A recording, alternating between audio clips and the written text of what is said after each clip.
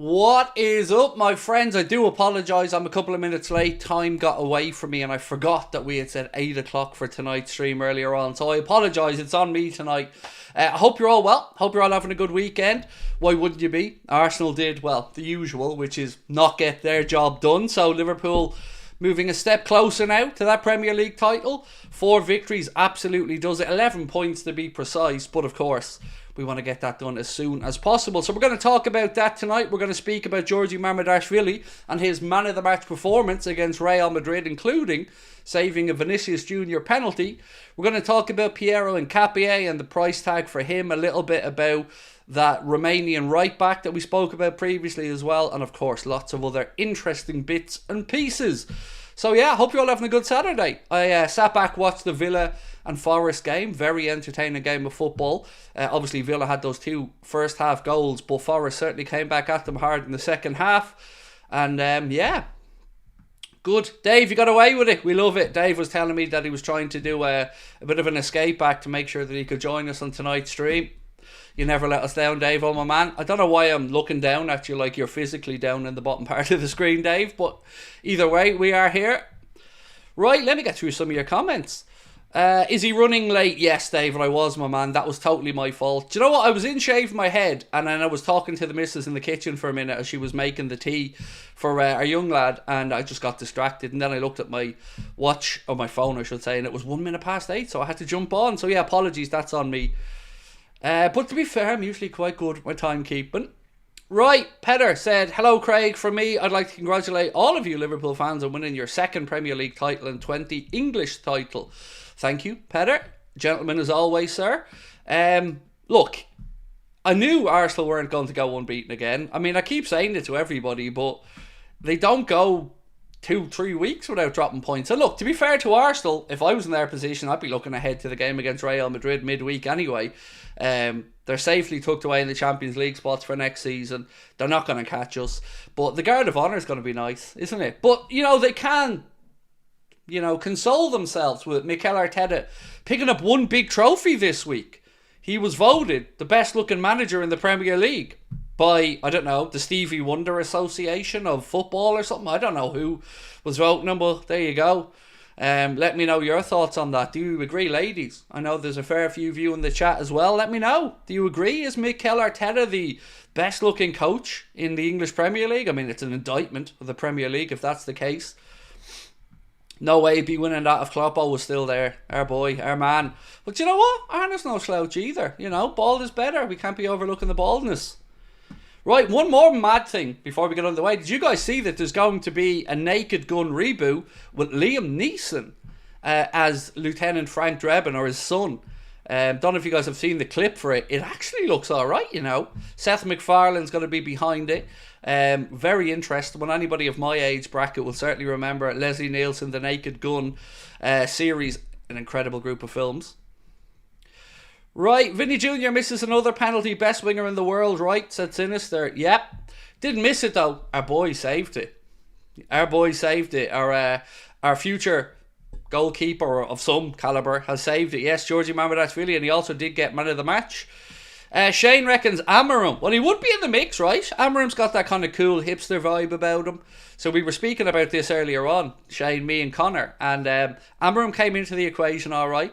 We were trying to think of who else, though. It isn't the greatest collection of good-looking men, is it? The Premier League managers? Right, Petter said, Craig, I hope that you aren't the official champions when you leave Stamford Bridge on May 4th. I hope we're the official champions before we rock up, mate. And I hope, I have a feeling that could be the day. That could be the day we do it, even if it's with a draw at Stamford Bridge. I'm hoping that it's done as soon as possible, my man. Obviously, you guys have your own stuff to look forward to this season, trying to get back into those Champions League places. You've got the Europa Conference League, which you should win at a canter in all honesty. First super chat of the night, Patrick, how are you, my friend? Freed from desire, na na na na na na na na na na. Love it, mate, love it. How are you? I'm alright. Hope you had a good time. The goalkeeper situation next season is going to be heated with Mamardashvili and Alisson. Yeah, it will. It'll be interesting to see what the plan is for next season. We've been speaking about this for quite a while, but yeah, Delighted. Look, I didn't plan on streaming today, as you know. I was going to put out a news video, but then I woke up, looked at my phone, seen the Arsenal result, and yeah, that's how late I get up. And then I thought, you know what? A little stream, because I love to stream just when Arsenal shit the bed, you know? So, yes, there we go. Right. The links to Cunha looking stronger. I'm not sure. They were speaking about this earlier on, and he has that. I don't know if it's... I can never remember if it's 62.5 mil or 67.5 mil buyout clause, but I don't know. I think Ekitike is the one that we're likely to see based off a lot of reporting. But it's going to be an interesting summer for sure. But we need to do our job tomorrow against Fulham. So the preview went out earlier on today. I'd love to get your thoughts on my predicted 11, and of course, would love to get your predicted 11s. We'll talk about Pierre and Capier and that price tag in a moment's time. That coming in from Christian Falk, by the way. Shane said, I love Munster rugby. What a win. We're back. Well, if we're talking about wins today in provinces, Shane, you know, a little hello from Leinster. 10 tries, what was it, 62-0 against Harlequins. But look, it's great to see the provinces doing well. What have we got? Are we talking about the shows here a little bit? Someone said we're doing both shows. Well, look, Mark hasn't actually told me if he wants tickets to the Wednesday or the last day of the season show. But of course, all the mods are, well, you're all offered free tickets if you'd like to come along. Did I see an Ederson link earlier today, said Lance Mabry. Lance, I swear I've been calling you Lance Mowbray for years, by the way. I'm an idiot. Yourself and Ninmoy have every right to be annoyed with me. I didn't see them myself, mate, to be honest with you, nor do I think it's likely that we sign Ederson. Now, I presume we're talking about Brazilian Ederson, midfielder extraordinaire here. Cool. So, Mark, yeah, no bother, Mark. I'll sort that out for you later on, mate. I'll send that on over to you. Right, Craig, how are you doing in prediction so far this week? Do you know what, Petter, mate? I don't know, is the honest answer. I can't remember. What I know I predicted Arsenal to win 2-1, so I know I got that one wrong. I think I also predicted an Ipswich win over Wolves, so got that one wrong. They did go 1-0 up, but then they were beaten. So yeah, probably not too well, mate. Probably not too well. Links look stronger for Hugo Ekitike, said Stevie Kirkham, excuse me, Stevie. I agree. Now look, I'm going to say to you, I don't know anything about the striker search. I have no information that I'm sitting on that I don't, want to share. I'm basing my take off lots of other fans and journalists and people who are writing and talking about it, and it definitely does seem like Hugo Ekitike is the most spoken about name at the minute. There is still some stuff about Isak. I mean, I've seen an article here today from Football Insider. It said talks between Newcastle and Alexander Isak have stalled over a new contract, opening the door for a Liverpool summer move. Now, I don't think this is particularly breaking news about the Isak contract situation at Newcastle. I think he rejected the first proposal of a new deal a few weeks ago. But again, I would say if Newcastle get into the Champions League, he'll stay. If they don't, I don't understand the financial situation enough to know if they need to sell on a few players or not. But let's wait and see what happens. I just don't think it's realistic. I'm sure Isak is top of our priority list, but I just don't think it's realistic for us or Arsenal. Lance said, all good, my friend. Yes, the Atalanta midfielder, it was from Italy, so most likely belongs on that famous island we all know and love. Yeah, it's... look, it'd be great, but I don't expect it. Does anybody, by the way, expect any surprises with Arne Slot's team selection tomorrow? So, obviously we played on Wednesday, and now we travel down to London for the Sunday game. And from this point on, it's pretty much one game a week for the Reds. So, I'm not really expecting Arne to change too much, to be honest with you. I think I'm interested to see whether he sticks with Curtis Jones at right back or whether he reverts to Jarell Kwanza. Midfield, I don't expect changes. And up top, maybe at the left wing if he wants to rotate in Gakpo for Diaz. But other than that, I think he'll go with Jota again and, of course, Mo on the right. Mark said that I said Everton won, Arsenal 2, so that was wrong. Palace and Brighton 1-1. I think, what did that end up? Palace and Brighton. I can't remember what that one ended up. Ipswich 2-0 against Wolves. No, I got that one wrong. West Ham 1, Bournemouth 1. Got that one wrong. And Villa versus Forest 2-1. I got that one right. Well, there you go. Got a few of them right. One or two of them anyway. Jack Boyden said, Delap is overrated, in my opinion. Just too young right now. So, when I think about Liam Delap, Jack, I don't ever think about him from the... Palace 1-2-1, thank you. I don't ever think about him from the perspective of him being the guy, right? Like, I didn't expect, or don't expect Liverpool to bring him in to be the out-and-out number 9.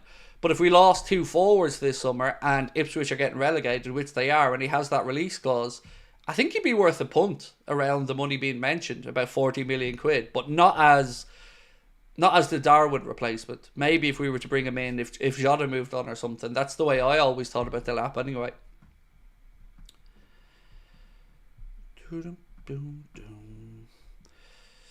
Darwin Jota plus 80-90 million for Isak won't be too bad if Newcastle accept, of course. Newcastle, I don't think will want Darwin. I mean, it'd be a silly move, wouldn't it? Looking at what he did with us and then thinking he could go up to Newcastle and turn it all around. Jota, they do have interest in. At least reports suggest they've interest in. Newcastle apparently are looking at Jota. There was talk of Elliott as somebody they'd look at.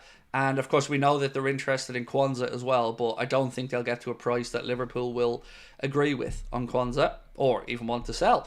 On Kwanza, that's the first poll I'm going to ask tonight.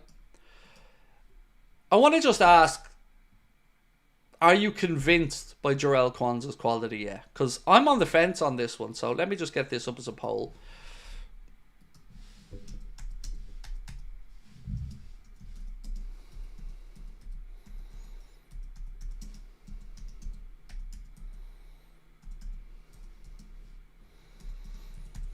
You've got that song in my head now, mate, from earlier on. Na na na na na na na. Right, add one more option. Right, so I'm going to ask, are you convinced Kwanza will be good enough long term? Yes, no, or unsure? Matthew also, welcome to Anfield Agenda FC, bro. Appreciate your support. Oh, we love this one, Paul. Has the Spanish Brendan Rodgers conceded the title yet? No, he hasn't. Nor should he, to be fair. But I think, in all honesty, he should be looking. He should be looking at it and thinking, not going to happen. Focus on the Champions League. That's what I'd be thinking if I was in his shoes. Sinister said it's 1-1 in the Barca game. Would you mind telling me who scored for Barca, please, mate, if that's possible?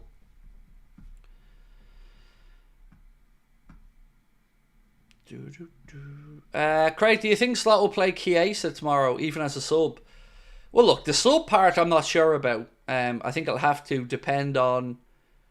It was Gavi, was it? Bastard. I need to. I'm waiting on a bet, and I need Lamal to score, or Lamine Yamal. I need him to score to win about 130 quid. So let me know if he scores at any point, or Rafinha. But either of those would help me out. Give Jarell another season under Slot, said Mukrab. I guess for me, yeah, no problem with that at all, mate. But if an offer came in, let's say 50 million quid, I don't know how I'd feel about it. He definitely has something about him, Kwanza, and he has gotten better, I think, as the season has gone on this year, and certainly looked more confident again. He looked like he was struggling for confidence for a while, but certainly looks a lot more back to himself in recent times. Shanga said, will I get a new Liverpool tattoo to celebrate winning the title? Probably not, no. I have to get some tattoo work finished that I've been putting off for about 10 years. But no, I don't plan on getting any new ones for a league title. Eating the broccoli's bad enough, you know. Petter said, Craig, isn't it at least slightly disappointing not having an FA Cup semi-final or a Champions League quarter-final? The FA Cup I'm not arsed about, Petter, but the Champions League, I'd be a liar if I said it didn't sting going out in the first knockout round. It did, because we did so well to top the Champions League format. And then, obviously, the 2 games against PSG, it was all incredibly close. And I'd be a liar if I said to you that I wasn't a little bit disappointed to go out of the Champions League this early. Like, at the very least, I would have been wanting to be involved in this week's round of Champions League games, quarter-final, but I'm never ever going to say winning a league title is not an amazing season. I waited long enough for one. So, no man, I'm buzzing. Absolutely. But I'm very much on the side of Ibrahim Konate, Virgil van Dijk and everybody else who says this revisionism around our season from particularly pundits is a little bit funny. Because nobody gave us a sniff to win the league title. And I didn't even expect it as a fan.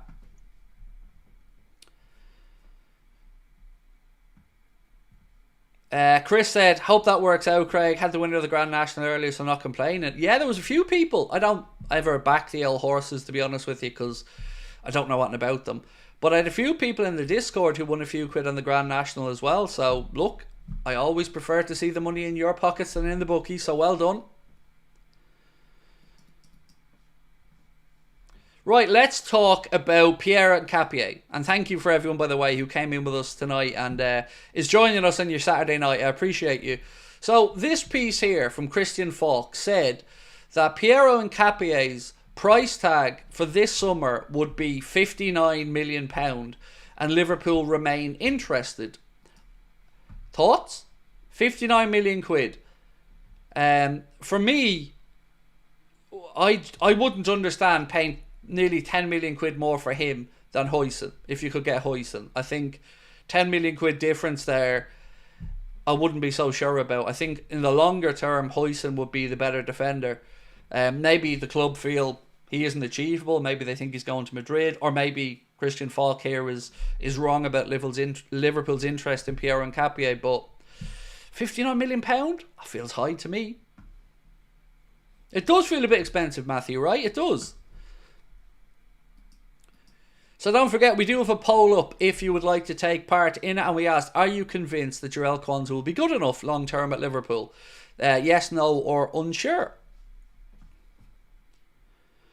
Jack Boyden said, agree, Craig, but Huijsen is more likely to go to another team like Madrid. If they have the money to bring him in and the patience to play him. You know, we also thought that they were going to bring in, what's his name, that young lad, Yoro. He ended up obviously going to Manchester United. Look, if Madrid want them, yeah, it's probably going to be a tough battle. I agree with you. But if Madrid dawdle or maybe have other interests they need to push on with, because they're talking about a midfielder as well and Zubamendi and stuff like that, then I would certainly hope that Liverpool can nip in. But if we don't get Huijsen, ENQUIRIES is certainly a decent option, particularly for that left side of the defence. Stevie Kirkman said, rather get Haddo as he can play left back, left centre back, would be 10-15 million quid cheaper. I think the trade-off, Stevie, on Haddo might, versus ENQUIRIES, who's 23, just be that little bit of experience. But I guess it really just depends if we want a centre back for the right here and now, or we want a centre back like Haddo, or left back / centre back like Haddo, who we might be able to ease in over a year or two. Red, how are you, my friend? Heard Chiesa wants to stay at Liverpool. Yeah, we spoke about it yesterday. I think I still have it in my notes. Bear with me. Where is it?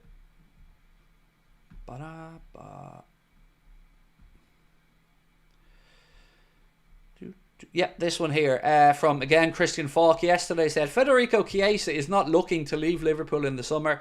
The Italian wants to fulfill his contract at Anfield, which runs for 3 more years, and is determined to prove his worth. Look, I don't think any Liverpool fan has a problem with that.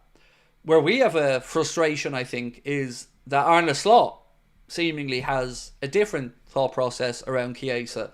And if he wants to start playing Chiesa, happy days. You won't get an argument from any of us. But we can't afford to go into next season and have another 7 million quid a season substitute sitting on the bench that the manager doesn't trust. But if he does, brilliant. We can only go off what we're seeing, and this season he's not showing the faith in him, is he? Reese Candy said, had a dream last night that Mo scored the winner against Arsenal and him and Virgil did a signing of the contract celebration. I had a weird dream last night, Reese, where somehow I had an office in a pub and I'm in the office just inside the door of the pub on the left-hand side, and I somehow ended up slapping a granny. Don't even know the context of it. Dreams are mad things, but I had an office in the pub and ended up slapping a grandmother in my dream who was about 70. And she didn't go down. And I was very disappointed in myself. One, for hitting the grandmother in my dreams, and two, for not being able to do a decent job of it. But there you go. Dreams, mad thing. Now, I do want to reiterate, this was a dream. I wasn't really going around slapping grandmothers in pubs. You don't mess with Irish grandmothers anyway. You know, you just know. They're hard women. But yeah, what a weird dream that was. Out of nowhere, like. One, I'm never in a pub, so that part is even weirder. Camel Deep, how are you, my friend? Said, hey Craig, I think Huijsen could have concerns about game time with us being the third choice. Very valid point. I think the only thing that you could probably do there would be to tell him that, yes, we'll make sure you still get your 30, 35 games or whatever, but in the future then, yourself and Kanade and Kwanza are going to be the future of Liverpool's defence, or yourself and Ibu are going to be the future. But it is a really good point you've made, because one thing he certainly hasn't lacked for at Bournemouth is game time. He's played a lot for them this season. So again, you know, as always with the case with you guys in the chat, perfectly valid points. Any word on VVD and Mo's contracts? Nothing new, Danny, my man. Nothing new. Just the same frustration, hope that we've had for months. But look, Virgil, I mentioned this yesterday. Virgil was doing, I think it was an interview or Q&A or something as part of Cadbury's sponsorship or something like that. And he was asked about his contract and genuinely seemed really relaxed about it and really upbeat about it. So I'm hoping we're going to get the news we want. If Virgil signs, how long do you think he'll extend for? So the smart money would be 2 years. Maybe the club having an option of a third in there. And I would say that's probably a fair shout for both Mo and Virgil. But ultimately, I hope it's not 1 year. Because if it's 1 year, then we have this same headache all over again for the whole of next season, which I think we could do with a break from. Mr. Bomb Guy said, did you see the Mamardashvili masterclass against Madrid at the Bernabeu? Yes, sir. I did. Man of the match performance, saving a penalty from Vinny Jr. And again, helping Valencia there to move away from the relegation zone. And it does look like they're going to assure their La Liga status. So he will be departing Valencia with a pat on the back, I hope, for a job well done. David Massett, how are you, my friend? Said, like Elliott, but if we get 30 or 40 million, I would take the money. I'm going to ask that question, David, as the next poll, because I think it's a very interesting one that you've raised. So let me just get this poll on Jarrell finished up, and then we'll get into asking about that one, because I've seen lots of talk of him being available this summer. He's a similar situation when we spoke about with Chiesa. It doesn't look like the manager has too much faith in playing him. So yeah, if the right offer comes in for the club and Harvey's maybe told that his future minutes are going to be minimal, I don't know. It must be so difficult for Elliott, because we know how much he loves the club. We know he's a Liverpool fan. We know he wants to be there. So yeah, tough situation, but let's wait and see. Ivo Sholov, welcome to Anfield Agenda FC, my friend. Appreciate your support. Boogers taste salty, and genuinely, I'm going to have to take your word for that, because I pick my nose a lot, and I mean a lot, because I'm obsessed with my nose being clean. But I've never, ever, ever in my life tasted one. So I'm going to have to just take your word for that. Scenes when Trent signs and Virgil and Salah leave. I mean, I don't think that's going to happen, but it would certainly be a mad one. So I've seen Rio Ferdinand. God bless you, Rio. You just love to talk about Liverpool, don't you? Now, of course, myself and Rio had a little exchange a while ago. And on this one, I just want to say, politely, Rio, again, I think you're very wrong. So Rio Ferdinand said something along the lines of, you know, Trent has won it all at Liverpool. He's your local lad. He's come through. And that Liverpool fans should be applauding him off to Real Madrid. And again I ask, let's say this happened at United with a homegrown fella. Let's say, for instance, in 3 or 4 years' time, who could I throw out here? Young midfielder coming through at United in 3-4 years' time. Give me an example. Who could I throw out here as an example to him? What's the young kid that came through at United, got his England debut? I'm drawing a blank on his name. Kobe Mainoo.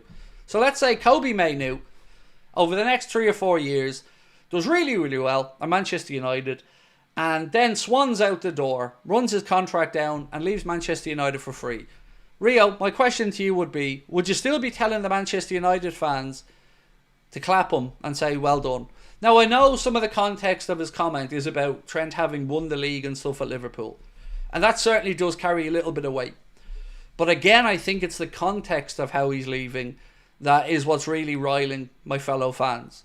If Trent was going out the door and the club were getting 60 or 70 million quid, I think the situation would still be a sore one for us, but would feel like at least the club were looked after. And I think that's what frustrates a lot of Liverpool fans. So Rio, I'm being way more respectful on this one, my man, but again, I think yourself, Michael Dawson, Michael Owen, and many others are just wrong on how, and Paul Merson in particular, on how you guys think Liverpool fans should react towards Trent. I don't want any toxicity towards Trent whatsoever, but I'm certainly not going to be lying and saying that the way it's developed hasn't left a sour taste.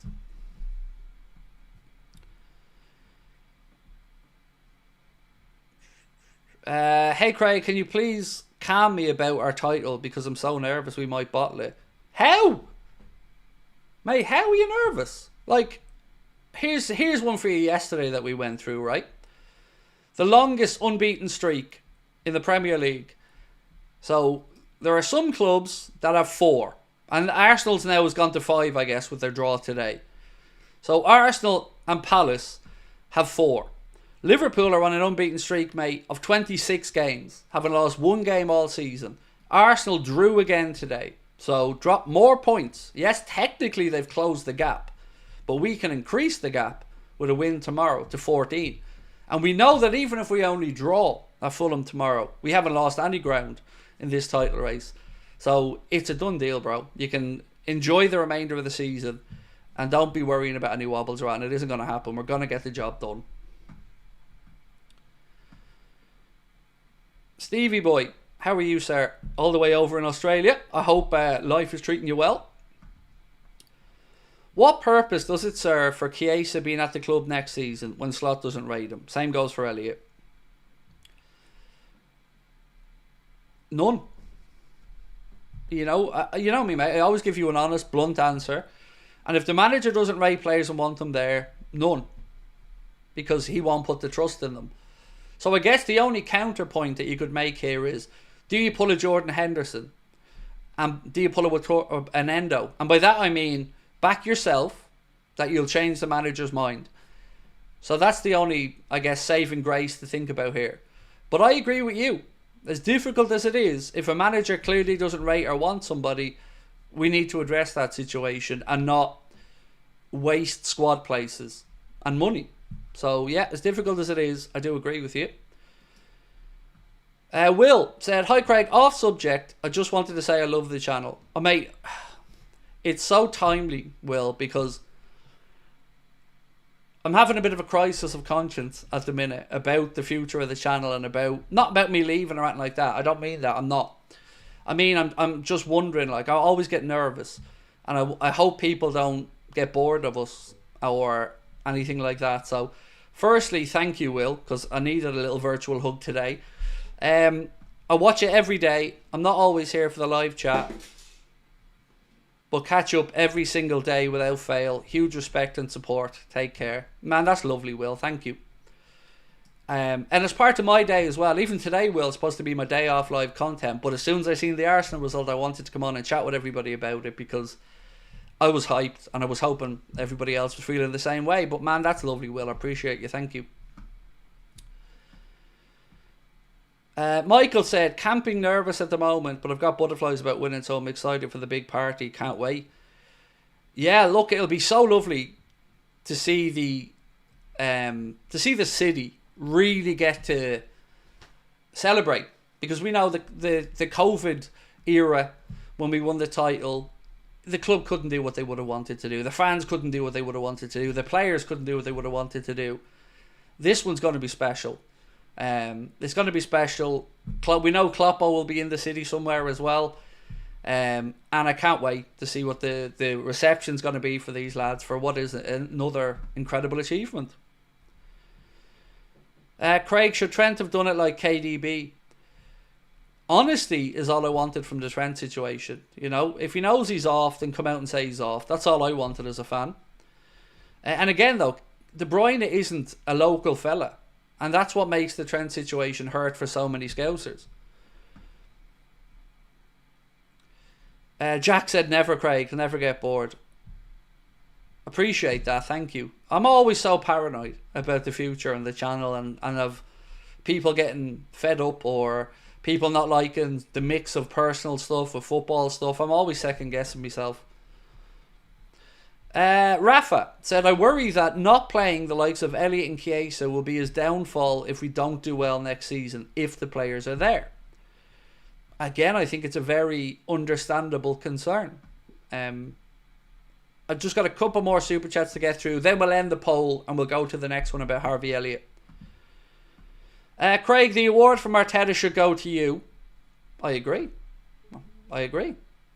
Definitely. What transfer summer do you expect? Your feelings about what's going to happen? Well, thank you, Patrick.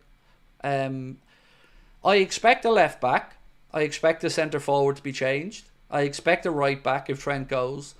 And after that, I don't know what else to expect. So I was watching, I think it was Carl Anka, I think that's his name, Athletic pundit, covers United, was on Sky Sports back pages last night. And I watched that show religiously, by the way. I really tune in every night to watch that one. And, excuse me, he was talking about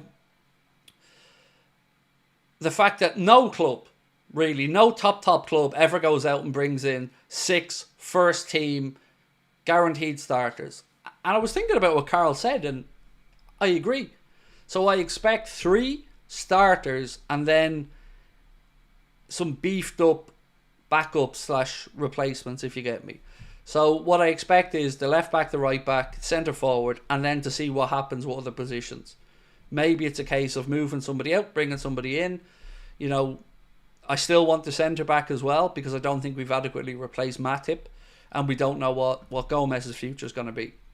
So for me, I expect minimum 3 signings to fill gaps we have, and then maybe it'll be a case of one out, one in other areas. Bulgars Taste Salty said, you'll be fine. When we win, people want to see you gloat at opposing fans. When we lose, people love watching you tell off FSG. You're a win-win. Thank you, man. Appreciate that. It is funny, though. I will admit that I do love that people come in to see how I react to something. I do. That does mean a lot to me. Right, anyway, let's check this poll. So we've gone over 1,000 votes, and we asked, are you convinced that Kwanza will be good enough? 46% say yes, 25% say no, and 29% are unsure. So I would be in the 29%, but if you really pushed me, I'd edge the yes over no. But I do still have concerns. Ian Greenstreet, always a pleasure. Said, evening Craig, hope you're well. Great Arsenal, shit the bed. We're going to win the league. Well, you've summarised it all there, you know. They have, and we will. Midnight Beats said, Hugo Ekitike is a typical Liverpool signing. I feel he's the one that comes and takes Nunes' place, Craig. If I was to stick 50 quid on the table now, I'd agree with you, mate. I would. I don't know enough about Hugo to know if he's going to be good enough or not. I don't. It will annoy me if we spend over 60 million quid on a player that they got for 18 or something when they signed him from PSG. But ultimately, I try to look at it like this. If we can bring in money for Darwin and use that money and maybe a small bit more to upgrade the position, I'll take that. You know, it doesn't always have to be about spending awful amounts of money. It's about doing it in the right way, but with some money involved as well. So yeah, I agree with you. I think I would probably say he's the most likely, but I can't say that with any certainty. Right, anyway, I want to get this next poll up and then we'll move on for a conversation around Osimhen, because I seen Jack mention him in the chat and we discussed him a little bit last night. So,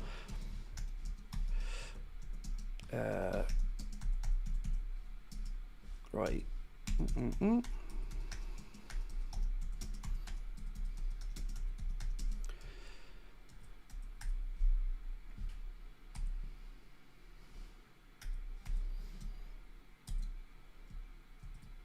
Right, so I'm going to just ask a straight yes or no one this time. Would you sell Harvey this summer for 35 or 40 million pound? Kind of piggybacking off Dave's comment earlier on, David Massett's comment earlier on, and I guess just adding into the conversation that he's been mentioned, I think, by Melissa Reddy and a few others as being a player who will be available this summer. Michael Morgan, welcome to Anfield Agenda FC. I appreciate you. Now, I guess the point here is not to let your own personal emotions answer the question, because we have to take into account the situation with Harvey under the manager.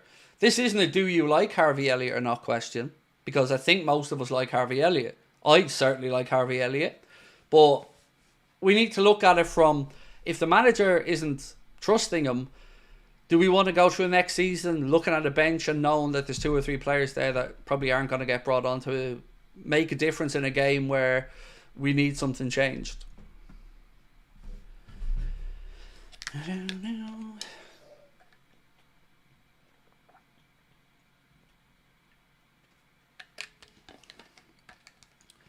So, let's talk while you guys were voting on that around Victor Osimhen. So, a couple of things on this one.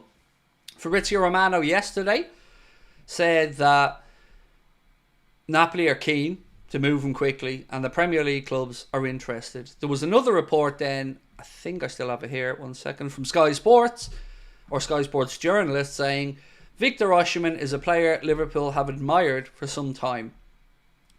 I don't want them. I don't. There's something that just feels like this is wrong for us. Somebody else mentioned about hamstring injuries there, but for me, I've never been convinced by Victor Osimhen. Not that remember, our job here will be to bring in somebody who's going to be prolific and score. And Osimhen knows where the goal is, but is he going to be prolific enough? I haven't kept track of his goal tally, by the way, since he's gone to Galatasaray. I feel like that Napoli team had one very good season, really, in La Liga, or in Serie A, and then kind of fell off a bit and was broken up a bit. So I'm unsure. I think it would be another risky signing.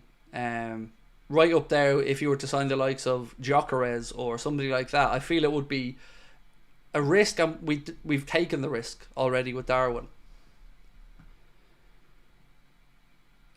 What age is Osimhen? I don't know. It's a good question. I'm sure somebody can quickly search for us in the chat.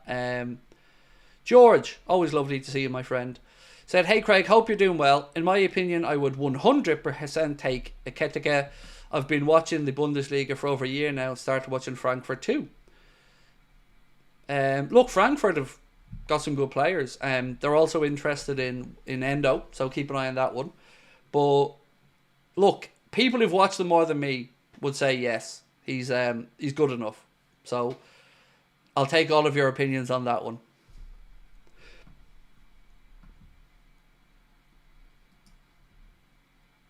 So, right.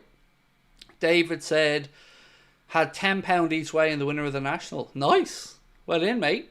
Good. 26, people are saying, for Victor Osimhen. Right, age-wise, that's fine. Probably in the upper end of what Liverpool would be willing to look at age-wise, but yeah, not too old anyway.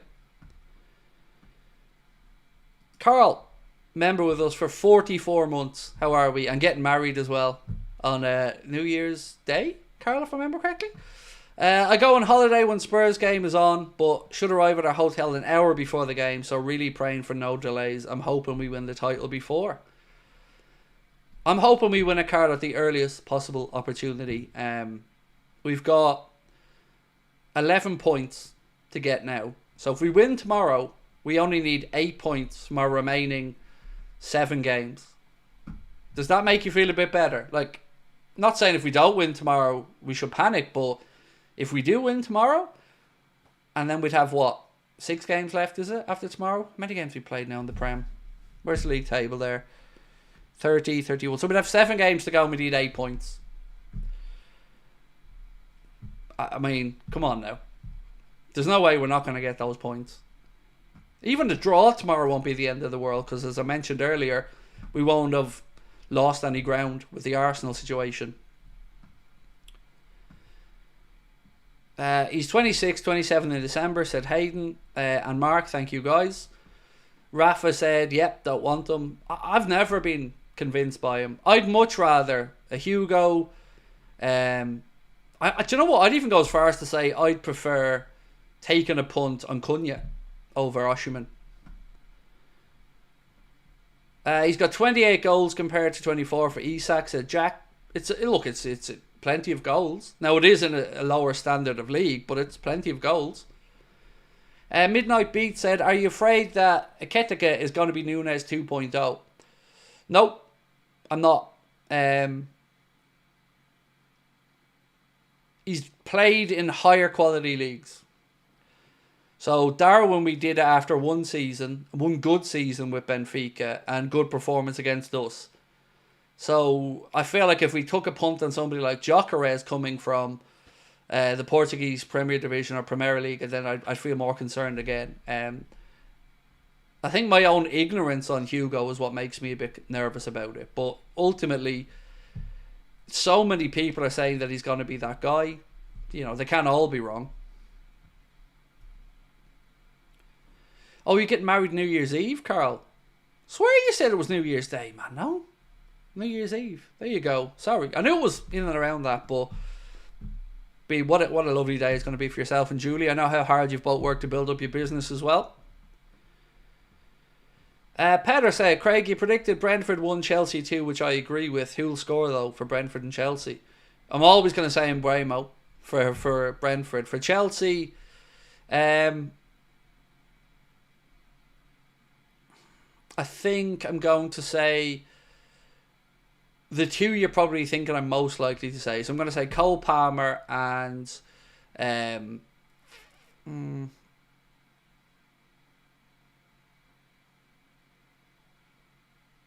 and Enzo, actually, maybe. Enzo's been scoring some goals lately.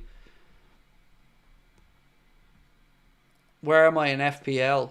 I don't know, mate. Lower mid-table, anyway, but no idea the exact place. I'm not.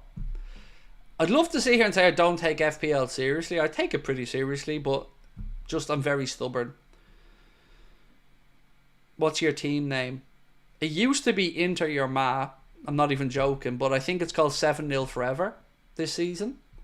If I'm not mistaken, I think I called it 7-0 Forever. It used to be Inter Your Ma. But I felt as my profile grew a bit, I needed to be a bit less childish maybe with the name. Right, more conversation around transfer topics. Let's talk about the right back from Rayo Vallecano, whose name has come up for both Liverpool and Manchester City. On Andrei Raciu from Romania, who plays for Rayo Vallecano. There's talk he has a release clause of €25 million, and the Mail and many other outlets have linked Liverpool and Manchester City as both being interested in signing him. I don't know anything about this guy, but I can see the appeal of bringing in somebody 26, 27 and then having a younger Conor Bradley there as well. Jack said Szoboszlai is the best central attacking mid in the league right now. In your opinion, Palmer's the top player in the mid-table team. That's good, but Szoboszlai is better defensively. Szoboszlai is a beast. He covers so much ground.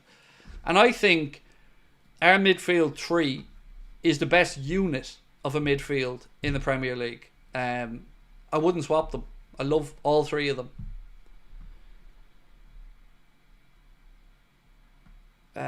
Midnight Beat said, who are we going to sign to replace Mohamed Salah when the time comes? Oh, dude, that's the $64,000 question, isn't it? No idea. I don't think it's going to be anybody high profile. I don't think we're going to go out and get Rodrigo from Real or anything like that. I think it'll probably be somebody 22 to 24 who statistically looks well, plays in a good, so one of the top 5 leagues, and maybe hasn't fully hit the heights that the recruitment team or the statisticians believe he will. So I think we'll be looking for that unicorn again.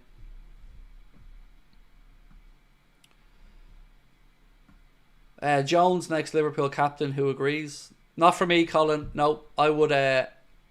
I've convinced myself Alexis McAllister is the answer to that question. Scout Stewart said, Craig, did you hear Arsenal fans moaning yet again? Yeah, I didn't. I'm not on social media, but I am aware that they were complaining about the PGMOL again and Everton's penalty, which I haven't seen, so I genuinely can't give an opinion on, but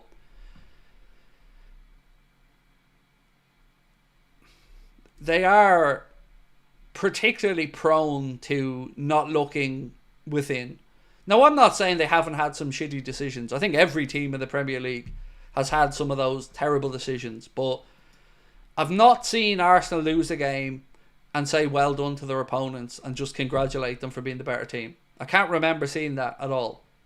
It's always been somebody's fault. So let's talk about Paul Tierney while we're talking about officials and the PGMOL. Stevie boy, I'll get to your comment in 1 second, my friend. So Simon Brundish put out a stat that said Paul Tierney has been on VAR for 13% of Premier League games this season, and he's made 40% of VAR mistakes. So he's been on VAR for just 13% of the overall games in Prem this season, and he's made 40% of the VAR mistakes. And this is why I love the likes of Simon Brundish or Paul Tompkins or Swiss Ramble. The guys that can just look to the numbers and try to remove the inbuilt, like I know Simon's a Liverpool fan, try to remove the inbuilt biases that we all have. But Tierney, at best, is not good enough at his job. And that's at best. That's before we get into any other conversations about what we all may think deep down. And I just don't know what it's going to take for the Premier League and the PGMOL to realise that sorry isn't enough all the time. Not to any set of fans. It's just empty and hollow. Because we want real change. Not this bullshit cherry-picked set of figures that they always love to come out with. Some of these decisions are just not even debatable. And that Tarkowski one was one of them. And the red card that Arsenal received, and I can't remember who it was on VAR, maybe it was Oliver, for the young lads stopping of a counter-attack. Do you remember it was overturned? That red card where apparently it was supposed to be above the ankle. It was bullshit. It was an archetypal textbook yellow card stopping a counter-attack. And that's not good enough either. That should never have happened.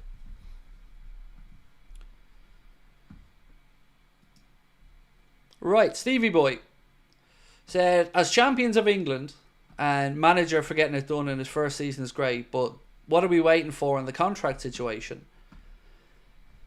Again, sir, you and I are very much in unison on this one, Stevie Boy. We're waiting for the lads to get the finger out.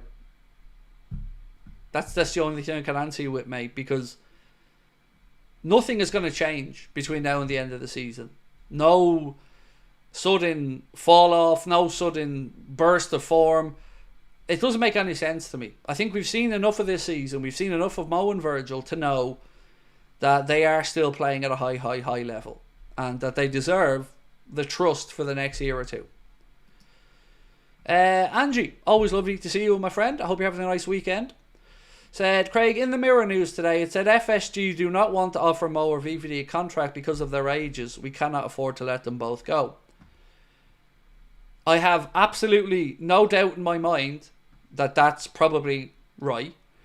But this is why I've been so adamant that we have to be vocal as fans, Angie. So look, in a world where we properly succession planned and looked ahead to this situation with Mo and Virgil, there could have been a counter argument to not extending them. But the way we've let it happen, and the fact that they've both had very good seasons, both spoken about wanting to stay, you can see the opinion of the fans on the cop and inside the stadium and what they want to happen. I think FSG are going to find themselves in a situation where they don't have a choice, because the backlash will be outstanding if they don't give these lads a contract. Especially because Virgil is our captain. So yeah, if they don't give them, I mean, I don't even think I'll need to be on here saying where's the money, John, Angie. I think fans will finally be just saying, here, this is a piss take. Carl said, do you think Salah is a 9 out of 10 or a 4 out of 10, nothing in between? Most of the time is awesome. It can be frustrating when he's off form as never sub. So I think Mohamed Salah is a player that falls away at this part of the season a lot of the time, and that this isn't unusual. But I get where you're coming from about 4 or nothing. In the last 3 games, I feel like he hasn't really given opposition teams much to think about with regards to his attacking work. But I think we have to take his numbers in the overall season, and he's going to win the Golden Boot this year again. So I think we need to manage the situation better and understand that maybe next year expect this dip that comes, and then maybe find out why or how we can change it. Do we need to rest him earlier on in the season? Is this a fatigue thing? Is it a disappointment thing, maybe, at the way things have worked out? I don't know what's going on to cause this drop off a little bit, but again, it's about succession planning, and I don't think we've done it well enough to figure out what we do if Mo and Virgil just left.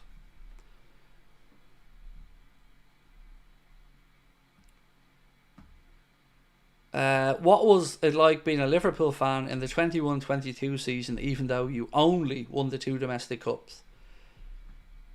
Again, Peter, being honest with you, shit. Because when you were in a title race, and fair enough, that was never really in our own hands, but the Champions League final, losing that and winning 2 domestic cups, it felt like we got the lesser part of what was possible. And maybe this is us being spoiled, right, as fans, but I think anybody who says to you they didn't feel an anticlimax to that season would be a liar. A really successful season has to have one of the two, the Champions League or the Prem. Or if you're in the Europa League, the Europa League. And to not do that, you'll never say it's a bad season, but when it promises to be so exceptional and you don't win one of the 2 big ones, it does feel a bit of an anticlimax. Again, is the word I keep coming back to. Right, let's check in on the poll. So we asked, would you sell Harvey Elliott this summer for 35 to 40 million pound? You can still vote on this one. And I would say again, please do vote with your heads and not with your hearts here, because let's say you guys say, no, you wouldn't sell him. Next season then, what if the manager isn't playing him? Are we going to have the conversations again where we're all frustrated? I think this is the summer where we need to just go all in on what Arne Slot wants and what squad he wants to build. It's going to be up to him whether that squad ultimately succeeds or fails over the course of time. But I think he's earned the right now to mould this team how he wants with players that he feels he can trust. Whether we agree or disagree with that, I think he's earned that right. And that's why I would be on the side of, if he wants to sell Elliott, yes, sell him. As a personal preference, I wouldn't sell him. But I want the manager to have as many options that he can trust or is willing to utilise next season as possible.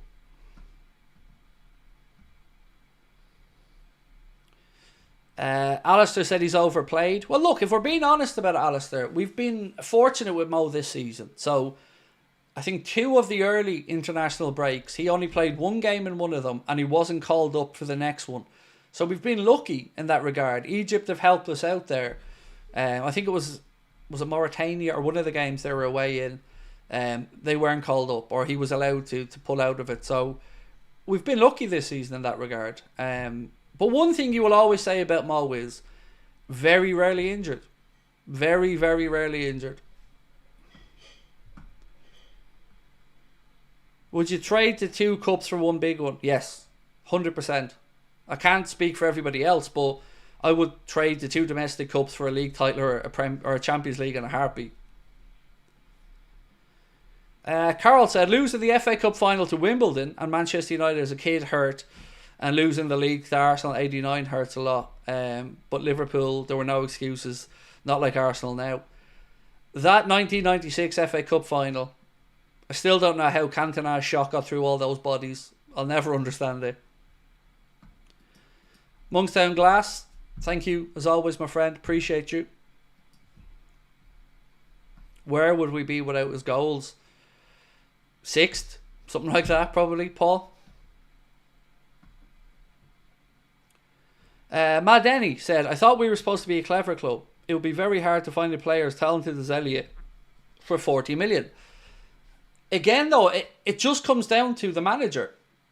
You know, Elliott, in my opinion, I agree with you, Matt Denny. He can change a game, he can find pockets of space, and he can do things that some of the other players can't. But what I think doesn't matter one jot. Arne Slot has shown an unwillingness to turn to Elliott in times of crisis or in times of frustration. He hasn't. So that's why I'm saying you got to back the manager. Whatever the manager wants with his squad has to be backed by the club.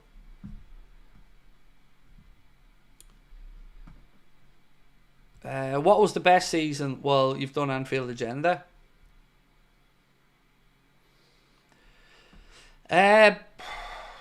League title winning season, I think, because that was it. That was, you know, in my adult life, I hadn't seen Liverpool win a title, and to do it at a canter the way we did that season was exceptional. So I'm gonna say that one, and that was incredible. Sam Lewis, and oh, by the way, folks, if you can help me out by hitting that like button, greatly appreciate it. And of course, if you haven't subbed, you know what to do. And also, really quickly, we don't have any ads or anything to flog this evening. But we are going to remind you, if you want to come to either of our 2 end-of-season shows, you can get your tickets by scanning that QR code or with the link pinned to the top of the chat.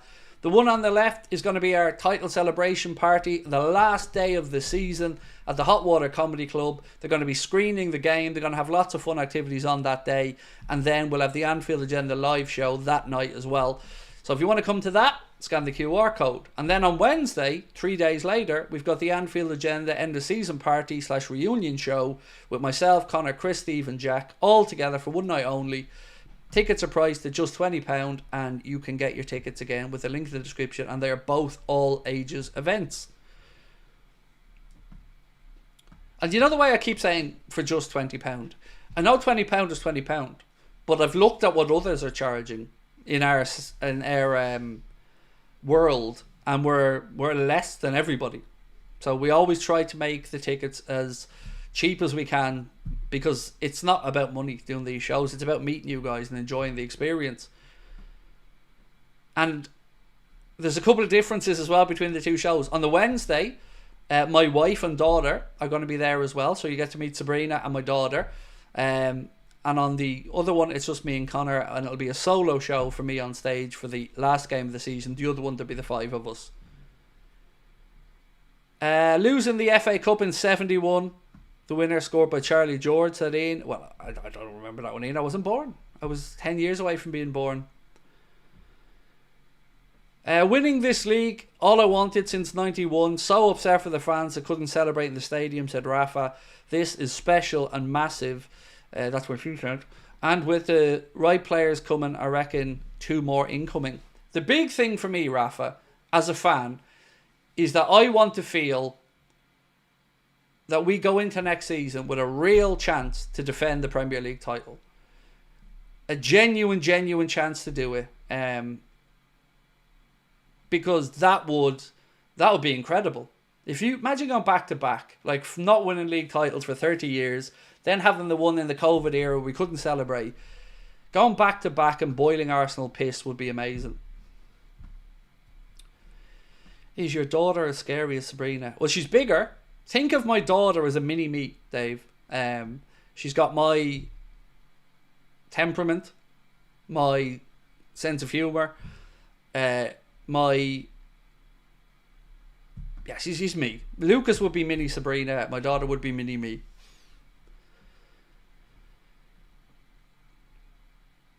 Francis said, what have I missed? Just finished work. Not too much, Francis, man, and I hope you're having a good weekend. So what are we talking about? Well, we've spoken a little bit about Paul Tierney and Simon Brundish saying that Paul Tierney has been on VAR for 13% of Premier League games this season, but has contributed to 40% of VAR mistakes. We also spoke about Pierre and Capier and Christian Falk saying that his price tag will be £59 million this summer and that Liverpool remain interested. We spoke a little bit about the right back from Rayo Vallecano, the Mail Sport and Full Credit Transfer News Live here. Said Liverpool and Manchester City are both interested in signing Andre Ratiu. The right back has a release clause of €25 million, which is in and around £20 million at Rayo Vallecano. So we discussed him a little bit, and then we credited Georgi Mamardashvili for his man of the match performance against Real Madrid.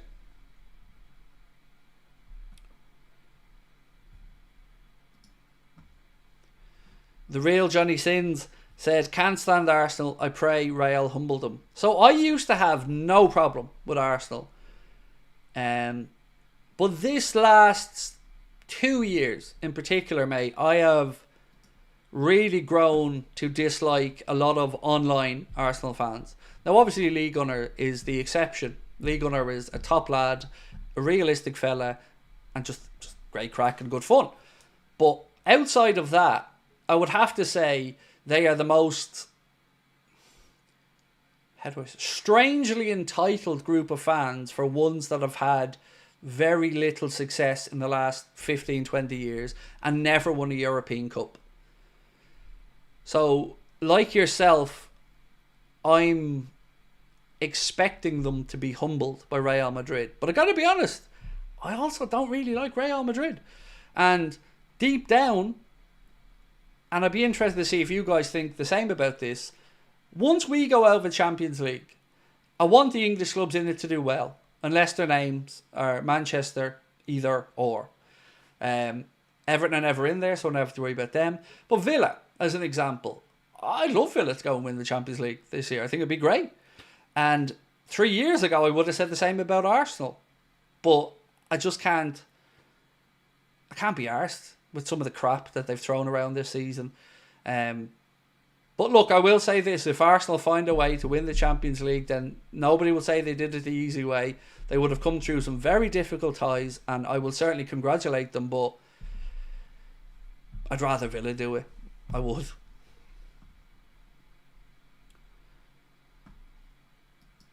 I'm okay for Arsenal to beat Real, but then go out in the semis, said JFT97. Yeah, look, if Arsenal can win the Champions League, it's an incredible achievement for them and their fans and their club. No denying it, and it will be an achievement that is rightly given the credit that it would deserve. Same for Aston Villa. If they can find a way past Paris Saint-Germain, genuinely I feel like if Villa can get past PSG, they can feel like they can go all the way. Because we know firsthand how good PSG were over the 2 legs against us. And I think we'll all sit here and say that they were the best team we've played this season. They were really, really good over the 2 legs, and I will go as far as to say they're the best side we've played this season. So if Villa can get past them, we know Unai Emery in Europe is a master tactician, then fair play. I think the winner comes from this side of the draw. Unless, of course, somehow Bayern Munich can find their way to the final with it being at the Allianz, then maybe you'd say favour them a bit. Rafa said Marco Silva could have done a better job at Arsenal. So right, let's talk about Arteta for a minute, the most handsome manager in the Premier League. So if Mikel Arteta doesn't win a trophy this year, so if he doesn't win the Champions League basically, what would you guys be thinking as Arsenal fans? 6 years, 1 FA Cup, and the Community Shields that only Mikel Arteta seems to care about. I'd be calling for change if I was an Arsenal fan. And I don't say that lightly. But look at this situation when Klopp came to Liverpool. We wanted to move forward every season. We wanted to show signs of progression. And we did. And we picked up silverware along the way. Arteta came in, if I'm not mistaken, halfway through the first season, won the FA Cup, and since then has finished 2nd or 3rd in the Premier League and never really done much in the Champions League. At some point, I think Arsenal fans are going to have to say, is he ever going to do it? Because he's been back to the tune of £700 or £800 million. They should have had a far better run at the Premier League this year than they've had, but they've only got themselves to blame on that. And this excuse about injuries, I think they need to ask themselves why. And for me, on the outside, I would say the way Arteta plays players too much certainly contributes to that. Who do you think gets to the finals of the Champions League? Paris Saint-Germain and Barcelona. Yeah, I think Real Madrid you could never write out or write off, but PSG or Real Madrid from the left side of the draw, at this moment in time, I'd probably just go PSG, and I think Barcelona will do it on the right side of the draw. Craig Petter asked a great question, would love to know your answer. Alright, let me scroll up. Do you imagine how old your viewers are and how they look? So I know how old you are, because I get that with regards to the analytics that we get. So I know roughly how old most people are. I know what part of the world viewers tune in from. I know what times you're most active. We get all that information from YouTube. So I guess certainly how you look, yes, 100%. Which is why I love meeting people at live shows, because people come up and go, "Hi, I'm TOTT2KZ1," and I go, and it's lovely to put a face to the name. So that side of it, yeah, definitely. Right, Johnny Sin said, it's the way they tried to force a rivalry with us this season and undermine our season, and had a pop at us over PSG when their club is tin pot. I remember we beat Real Madrid this season, and they went away and beat Sporting, and they tried to say that that was a bigger win. I'll never forget that. We beat Real Madrid at Anfield, they went away and beat Sporting, and beat them very comfortably, and tried to say that that was a bigger win than us beating Madrid. But for me, the real turning point of my dislike of Arsenal fans came when I went on the kickoff. And the Arsenal fan that was on there, and you probably remember I had a run-in with him on air. From the second I showed up, and I'd never met this guy before that day, from the second I showed up, all I heard about was his disdain for Liverpool, how much he dislikes the city, and his arrogance for Arsenal being so much better in every area. And I just thought, that's undeserved. It's bullshit. And that was the turning point for me, where I started to see more and more arrogance. And like, nothing wrong with arrogance if it's deserved, but it wasn't, and it hasn't been, and I never understood it.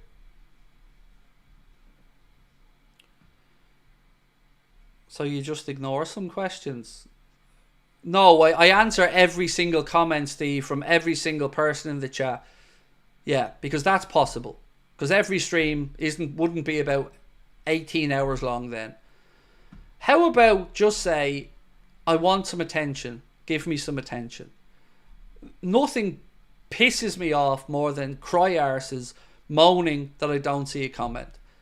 I think I am the most interactive football fan channel, bar fucking none. But if it isn't good enough for you, Steve, apologies, but I can promise you I don't not read comments for any particular reason. But I also don't deal well with people feeling entitled. So, anyway, to get back to the comments, JFT97 Toronto said, tough day for you yesterday. Hope chin up and fair play for ploughing ahead today without breaking a beat. Much respect to you, pal. Thank you.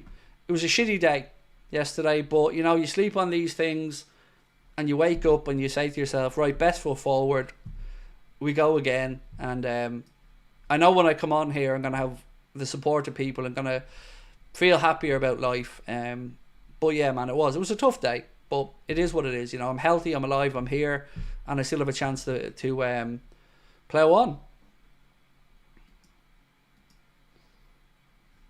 Anyway, let me get through some more comments. Which one have we got? Done that one. And thank you, by the way, JFT97. Appreciate you. Nick said, Everton aren't shy anymore. Derby's more fun now. Yeah. Yep. Do you know what? Add a little bit more to that, Nick. I would say as well, the fact that Moyes is back there adds a little bit of extra spice to it as well. The real Johnny Sin said Arsenal will never be a big club outside of England. Look, they have to win a Champions League to be a big club, in my opinion. Don't you own a fiddle? I don't, Steve, no. No, I don't know any musical instruments. I have zero musical talent. I tried to learn to play the guitar when I was younger, and it just didn't happen for me, man. I realised very quickly I have no musical talent. Matthew wants some attention. Matthew, no problem, mate. Be honest about it, Mo. I appreciate that more. Be honest about it, Matthew. So yeah, absolutely, and Dylan as well. A little bit of attention for you, my man. No problem. Craig, rate this window out of 10. Isak, Kirkes, Frimpong, and a midfielder.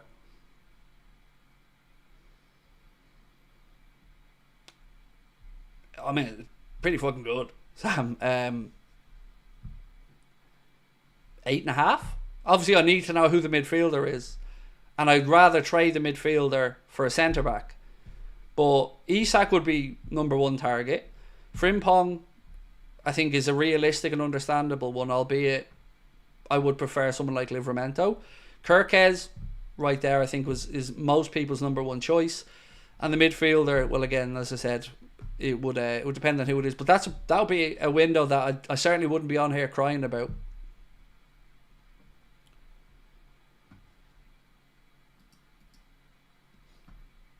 Right, so we've had over 1,000 votes in the poll, and we asked, would you sell Harvey Elliott this summer? 43% said yes, 57% said no, and thank you to everyone that took the time to vote. Dave said, Craig, you've a family who loves you and a fantastic family. Everything else is just gravy. Yeah, it is, Dave, but I guess I'll double up the answer with this one. What happened yesterday? Hope you're okay. So, as you know, my goal has been to buy our family house since I started the channel. I've always been open, that's my dream. So we got to the point where we had the savings and we were able to apply to buy our house. So we applied to buy the house and then got a letter from the landlord / local authority somehow coming up with some calculation that they feel we've underpaid rent by about 6.5 grand out of nowhere. And we think that's absolutely wrong. They are unwilling to even acknowledge that they may have made a mistake or even enter into a conversation about it. And one, I don't think we should pay the money. because we don't know it, in my opinion. But even if we do, for me to pay that 6.5 grand, I would have to take 13.5 to 14,000 out of our company, lose 52% of that in tax to the tax man to pay off the 6.5 grand that our family don't feel we owe because we believe there was a mistake at their end. So that's what happened. It got to the point where it looks like we wouldn't be able to buy the house. Partly because of my stubbornness that I don't like being held over a barrel about something like that, and I don't agree that we owe it, because we don't. We've paid our rent as it should have been every week for 13, 14 years we've been here. In fact, we were in credit. So that was it, mate. Now, you know, you could just say, right, well, take the hit on the chin, pay the money and move on. And we might do that. We might do that. But it still doesn't feel shitty. It's, without going into more detail on this, when my mum died a few years ago, there was a bit of a legal hoopla over my inheritance. I'm an only child, so technically I should have been inheriting about 500 grand between the house that was there. So I got fucked out of that, and I was in such a dark place that I sat here one day and I said to Sabrina, I can either keep going with the business and forget about the family stuff and draw a line under that lost inheritance and move on, because if I don't do that, it will end up consuming me and I'll lose the company and the inheritance. So I said, right, I'm going to forget about that stuff and I'm going to focus on buying the house. And I've worked every day since then, saving up money to try and do it. And then when we get to the finish line, as has always been the case so far in my life, the goalposts tend to get moved, and somehow we ended up in a more difficult situation, and it hurts. It hurts. So yeah, it is what it is. It's just, we got to figure out now whether we pay the 6.5 grand and then buy the house, or whether we continue to argue over the 6.5 grand. So what does your tenant contract state? It states that our rent should have been X amount, which we paid, but they believe, so how did I explain this? Right, so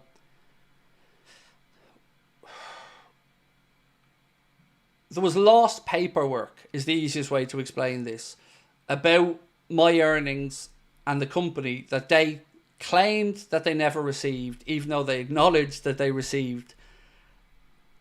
It's so farcical you wouldn't believe me if I went into depth on it, but anyway, look, it is what it is. As Dave said, I'm healthy, I'm alive, I'm here and I'm okay, so 'tis what it is. We move on. Slot immortalised forever, said Adrian. Yeah, as he should be.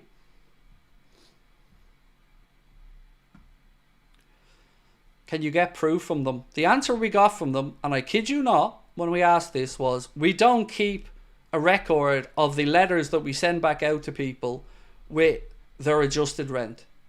That was the answer we got. Now make that make sense.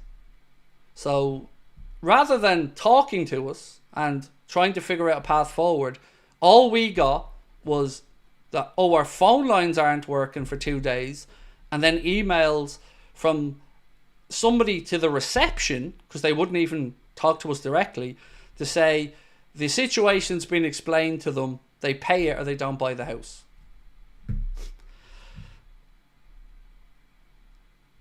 Yeah, fuck it is what it is.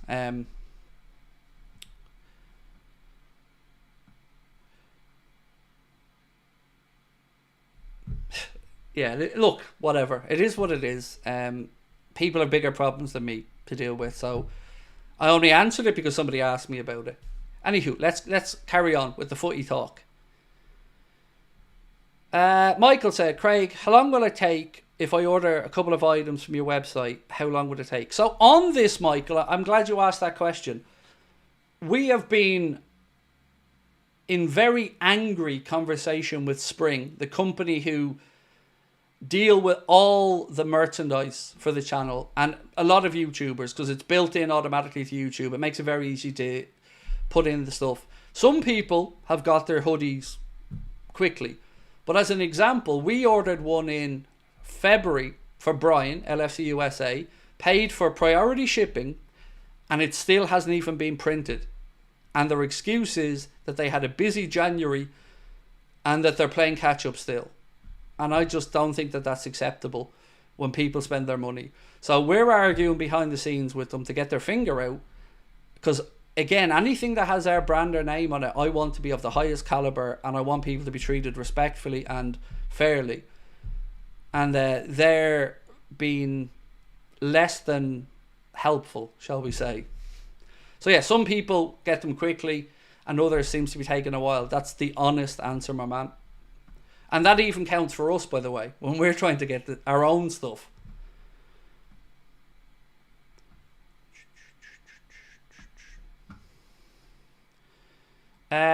I apologise if I upset you. Hope you're okay. Man, you didn't upset me. Or no, sorry, it wasn't that one. It was this one. You didn't upset me, my man. Not at all. It was a perfectly valid question. All good. Like I said, it just is what it is. There's no point in moaning about it. You try to find a path forward or you don't. That's kind of the way we're going to have to deal with it. But you never need to worry about offending me, dude. You're a good fella and I appreciate your support. Trey said, "Hey Craig, my wife, I hope this brings you some joy. My wife and I just welcomed their first child into the world. Liverpool's youngest supporter, baby Ada." Well, that definitely does make me happy, Trey. And sincere congratulations to yourself, your good lady wife, and of course to your beautiful new baby as well. That's awesome. It never ceases to amaze me when I see newborn kids again. Remind you how small kids are, because it's been 13 years since Lucas was born, and our daughter turns 21 this year. So I'm at the next kind of infants we'll be seeing, our grandkids in the future. But that's so cool, man. I'm so happy for you. I would say I hope you have many years of happiness, but no doubt you will. So yeah, congratulations to you both. That's brilliant news, and thank you for sharing.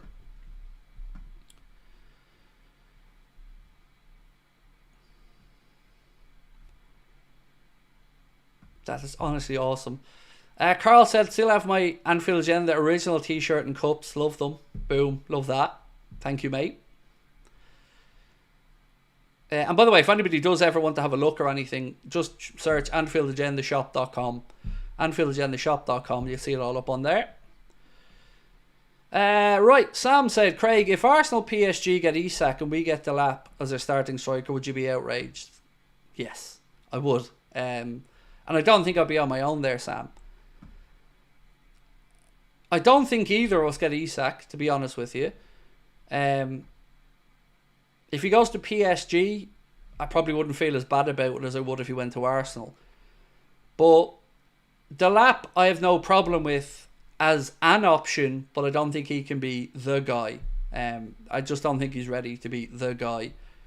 He'd be a great secondary option. Like if we were to sell Jota as well, I wouldn't say no to a Delap coming in alongside in Ekitike or somebody like that. But yeah, there'll be certainly a lot of questions asked.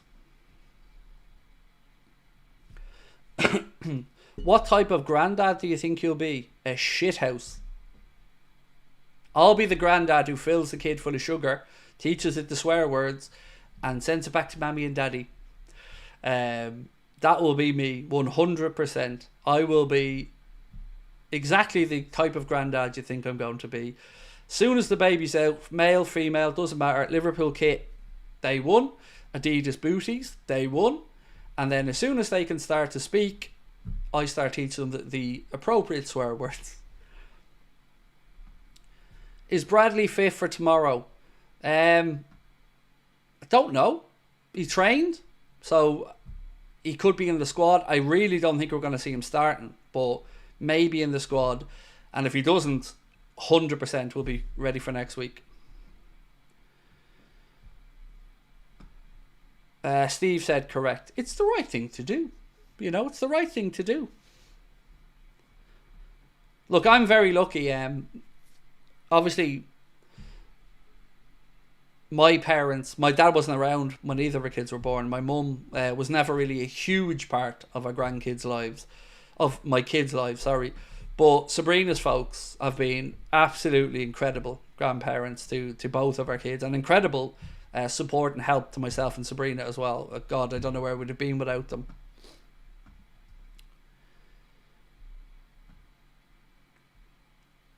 Thank you very much, Craig. Still ordering it, even if I don't have it in time, but thank you. Again, my pleasure, Michael. And look, if you do have any problems, right, my man, you know, hit me up and I'll chase it up for you.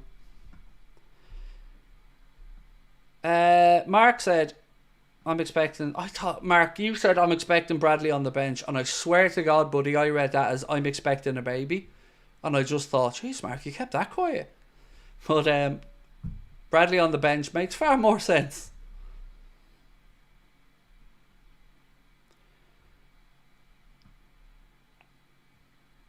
Ian said, Craig, I think you'd be a brilliant granddad. I hope so.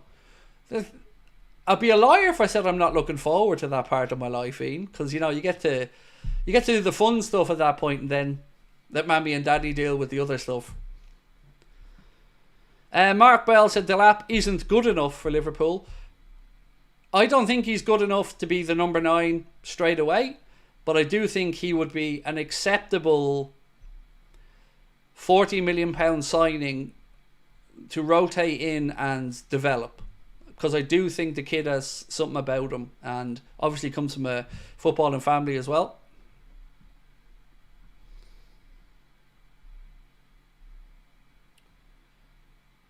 Right, so give you some score predictions for the game tomorrow, and actually give me some score predictions for the Manchester derby as well. I mean, has there ever been a less high profile Manchester derby in recent times? There's been very little fuss about this Manchester derby because it's kind of such a meh game.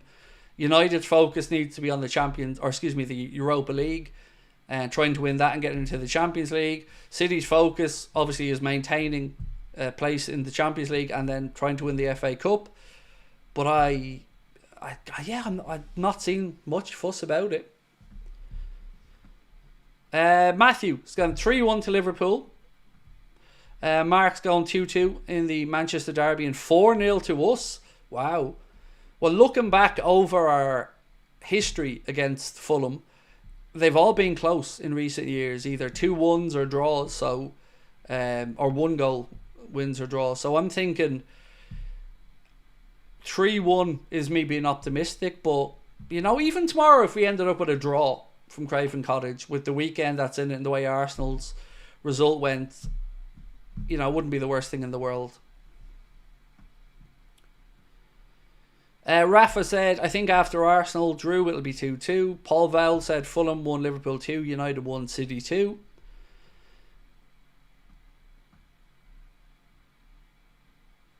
Craig, there is ways of getting the money. I have no problem helping. No, I don't. I would never look for anything like that, mate. These are my problems, and I only speak about them to keep you guys informed about what's happening in my life. I don't ever do these things or speak about these things because I want any help or anything like that. But I appreciate your kindness. Lewis said Derby 2-2 and our game 2-1 win. Is Jayden Danns good enough now for the first team? I would say no, because we haven't seen a big enough sample size at this level. That's why it's extra frustrating, and I'm sure for Jayden as well, that he hasn't been able to, you know, go with Sunderland and get minutes and show what he can do on a team challenging to try and get up to the Prem. So I really do feel like Jayden Danns will need a good solid season of football somewhere, and a loan with maybe a recall option if we're stuck would be the pathway forward for me for Jayden Danns for next season. But I'd want him to be loaning to a club either in the Prem or a club that realistically thinks they can make it to the Prem. Kevin Malia, welcome to Anfield Agenda FC, my friend. Appreciate your support. Thank you. Trey said, anybody else watch Elanga today and think he'd look good for us on the left wing? He's certainly developing since he left United, went to Forest. I mean, you've seen the goal he scored against United. What was it? 75, 85 metres in some ridiculously quick amount of time with a good finish as well. Nottingham Forest are a good side, and in the second half today against Villa, they really penned Villa in at times and created a lot of chances. Kevin said, just become a member, Craig. Love your content. Really, really appreciate that, Kevin. Hope you continue to do so as well, mate, and thank you for becoming a member. Right, Adam Brown. How are you, my friend? Said, I'm still not convinced with Jota, even if he finishes the season strong. His availability throughout the season isn't good enough for me. I'm at the point where I'd sell him as well. And you know what? Let's have that as the last poll for tonight, Adam. So, right, I'm going to ask this question.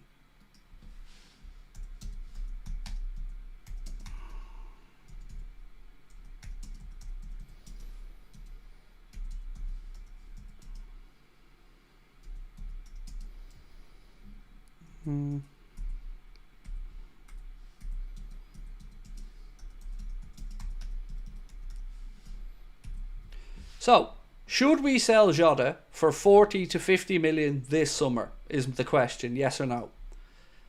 I would say yes, because of the inconsistencies of availability. And if you have an injury to your number 9, I would want to feel like we have another number 9 who will be robust enough to play. And unfortunately for Diogo, that robustness has been something that we haven't really been able to count on. Is he good enough? Yes. Does he know where the goal is? Absolutely. And as Cara said, I probably agree, probably one of our most natural finishers at the club. But again, you're into that phase of, that's all great, but when it comes to the nitty gritty and the crunch time, he's usually got a couple of injury spells in the season. And for that reason, I would lean on the selling him side if the right offer came in. Because we need availability and robustness, particularly with the way Arna wants to play. Dave, have a good one, my man. Appreciate you dropping in, as always. Thank you, mate. Always wondered how many members there are on this awesome channel. At the moment, I think somewhere between 14 and 1600, something like that. I think my last check, it was somewhere around that. The interesting part about that is some of those memberships, depending on if they're gifted and stuff, if you're trying to think about it from a financial perspective, each membership on average I think is worth about €1.20 to us, average wise, after you take YouTube's cut out of it and the fact that if they're gifted they're and bought in bulk, obviously they're I think it works out about 1,200, 1,400 euro a month, something like that. Heck said, I keep him as backup over Nunes unless FSG are willing to buy a starting striker and a backup. Well, I think in this conversation, mate, with the way to sell him, I'm assuming, yes, that would be the case. That we would move on 2 players to bring in 2 players. Definitely. Steve, good night, my man. Craig, imagine this midfield: McAllister, De Jong as the 6, Gravenberch as the 8 in his natural position, Szoboszlai on the bench. Why would I want Szoboszlai on the bench? I'm not dropping Szoboszlai and putting in Frenkie De Jong. No, I love our midfield. I wouldn't mind De Jong as another option, but for me, the balance in the midfield, you need the Dominic Szoboszlai work rate and engine in there, along with Maka and Gravenberch. So I would rather have De Jong as an option to be great, but I wouldn't be dropping Dom for him.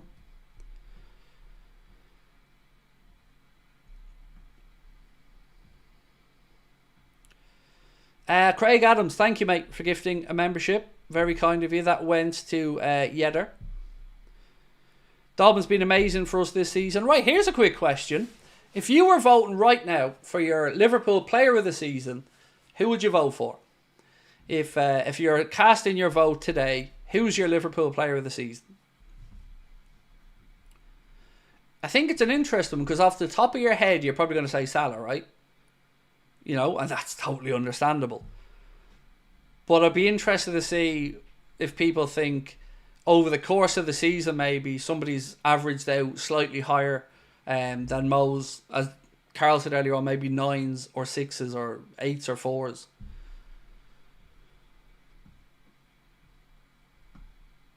4s. Rafa said about 950 profit after tax.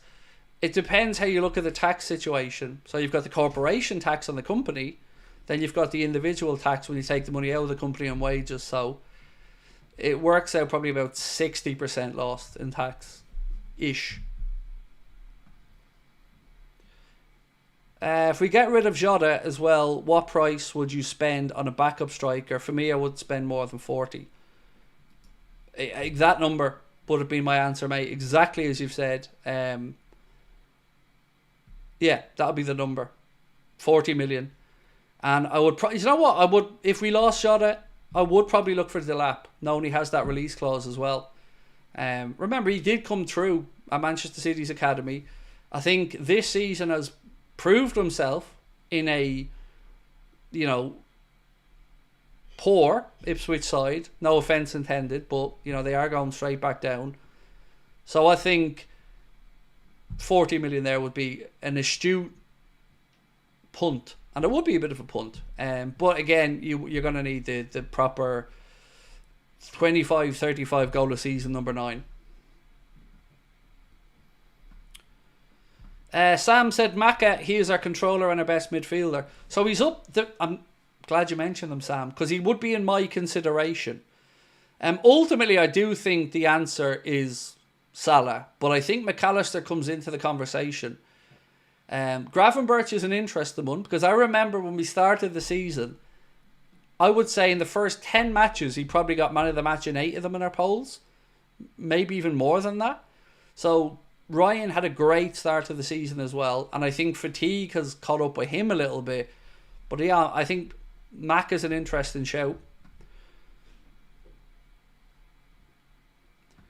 Carl said, I hate the tax man. I feel he takes most of the work. So earlier on I was speaking to you, Carl, about that $6,500. For me to take that $6,500, we'd have to take about 14,000 out, and then just to get 6.5, and all of the rest would go to the tax man. So yeah, I'm with you, man. Tax man is a vicious little git, isn't he?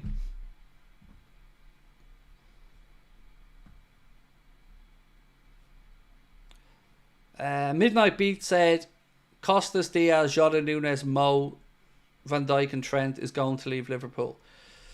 Mo and Virgil, I think, stay. Trent, I think, goes. Jota, I think he stays because I think Arna wants him to stay. But he has been linked with a move. Newcastle have been rumoured to be interested. Darwin definitely goes. Costas, I think, definitely goes. Diaz is the interesting one, because Barca don't have the money, or I think Hansi Flick has overruled the sporting director Deco.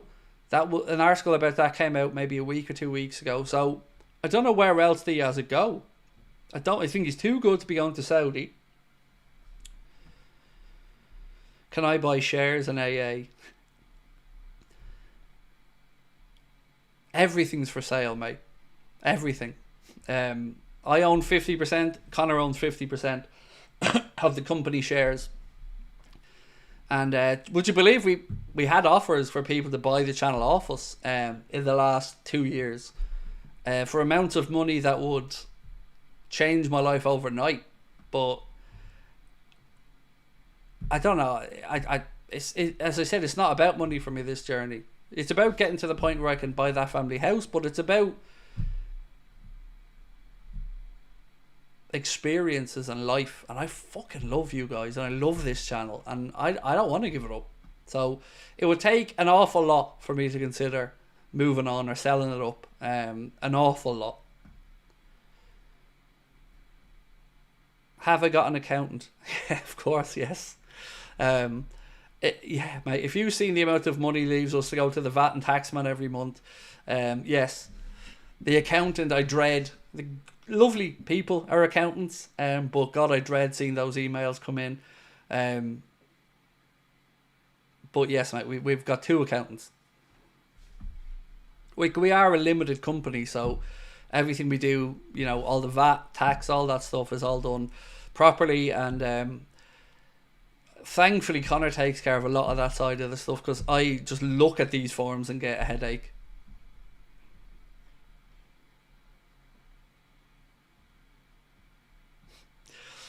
Sam said, genuine question, could I offer for a 10% share up to 500k? Yep, sold, done, send the paperwork. Sam, me and Connor will happily share 5% each with you there for 250 grand each. No problem, deal, done, send the paperwork. Agreed. Michael said, to be the best Liverpool YouTuber, and I know you're already there, I think we can all agree. Look, I want to see if we can get to 1 million subscribers. I don't really believe we can, but I find it very annoying that Liverpool don't have a 1 million YouTuber, because, you know, United have it, Arsenal have it, and if somebody's going to get there, I would love it to be us. So look, I'm not going anywhere. If anything, I'm thinking about structuring work so I can do non-Liverpool content next year in a more balanced way, potentially on a different platform. But I think next year you're going to see more of me and not less of me. I think we might get back to the whole Mundo Sporto type thing, but just I need to be realistic about my time and what I can commit to it.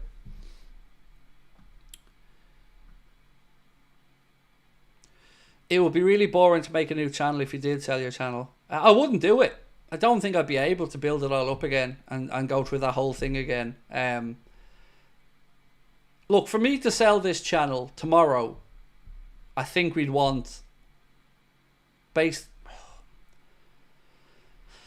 in euro, about 1.2 million probably to sell the channel. Based off the metrics of how you would value it, I think about 1.2 million would be the number that we would value the channel at. So yeah. So if anybody wants to offer me the 1.2 million, we can have that conversation. But apart from that, no interest. We turned down an offer that would have given us a lovely chunk of change, but it's not right. We don't want to see this in anybody else's hands. It's our community, you're our friends, and we don't want it to go anywhere.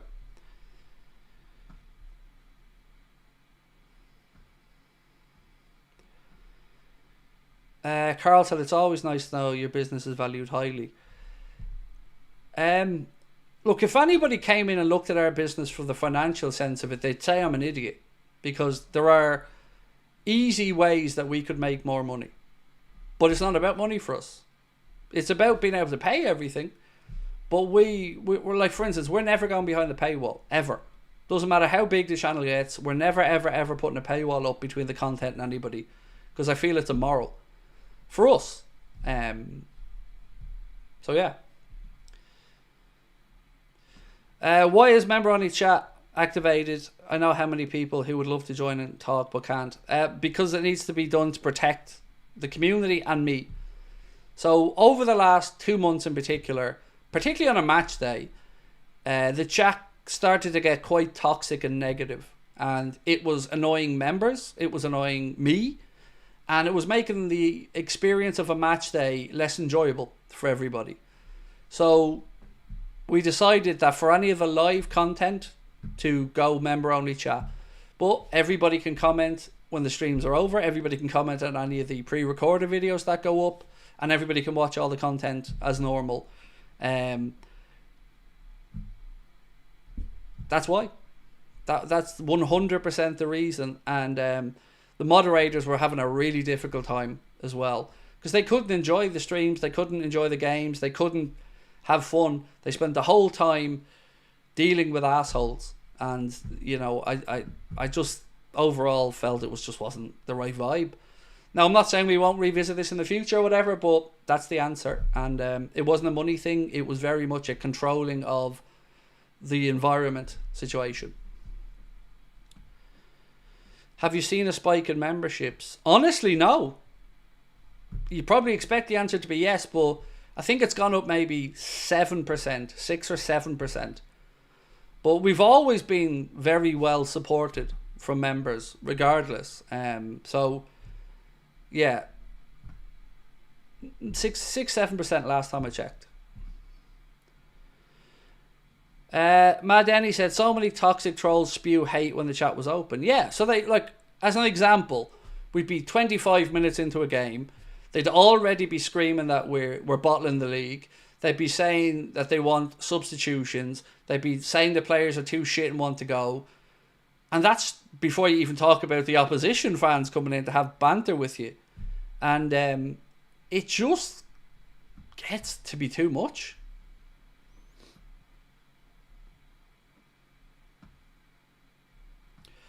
Andy said, it's nice to think you can't put a price on this friendship with your followers. Friendship's the right word, mate, and that's how I look at it. I see everybody as friends. Yeah, I just think I have a very lucky existence that I get to be the conduit between people's opinions and chats, and this isn't a business to me or a company. It's a way of life for me, this, and I love it. And every time I'm away from it, even on a holiday, I want to get back and chat with everybody, and I want to hear your opinions, and I want to gauge if your frustrations are the same as mine, and I want to know if your transfer ambitions are the same as mine, and also I love sharing the journey with everybody, which is why I'm so open about it all, because you guys make this possible. You know, there is no journey without the support of the community. So for me, it's always been a community-led thing, and it's been important to us.